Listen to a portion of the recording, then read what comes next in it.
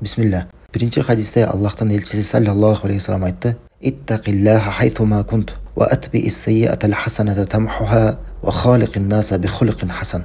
Кайда болсоң да Аллахтан корк. Күнөөнүн артынан жакшылык жаса, ал күнөөнү жууп кетет. Адамдар менен мамиледе жакшы адептүү бол.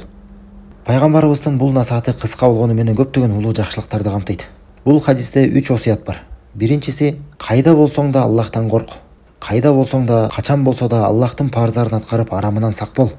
Адамдар менен бирге болсоң да, же жалгыз калып Аллахтан башка эч ким көрбөй турса да, өз мекениңде же бөтөн жерде жүрсөң да, соода сатыкта, кызматтуу орнуңда, биздин учурда өзгөчө интернет же соц тармактарга киргенде, кайда гана болбосоң Аллахтан корк, такыба бол. Такыбалык деген эмне? Такыбалык бул соопко үмүт кылып илимдин негизинде Аллахтын парзарын аткаруу жана азаптан коркуп илимдин негизинде Аллахтын тыюуларын таштоо.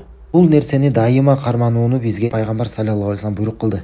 Бирок эми албетте адам болгондон кийин кемчиликтер болуп кала берет. Ошондуктан экинчи осуятта ал айтты: күнөөнүн артынан дароо жакшылык жаса, ал күнөөнү жууп кетет. Күнөөгө түшүп калсаң Аллахтын мээриминен үмүт үзбө. Дароо ыкластуулук менен тобо кыл. Өкүнүү менен Аллахтан кечирим сура. Күнөөнү ташта. Экинчи кайтпайм деп чечим чыгар. Бирөөнүн акысын жеген болсоң ага кайтарып бер.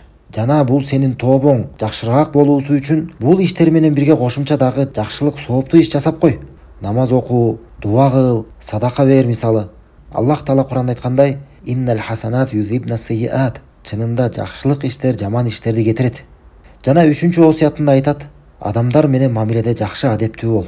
Бардык адамдарга карата, ата-энеңе карата, жубайыңа, балдарыңа, тууган кошуналарга бардыгына жакшы мамиле кыл, жылуу сөз айт, жүзүнө жылмайып кой. Эгер жакшылык кыла албасаң, жок дегенде аларга зыяныңды жеткизбей өзүңдү тый.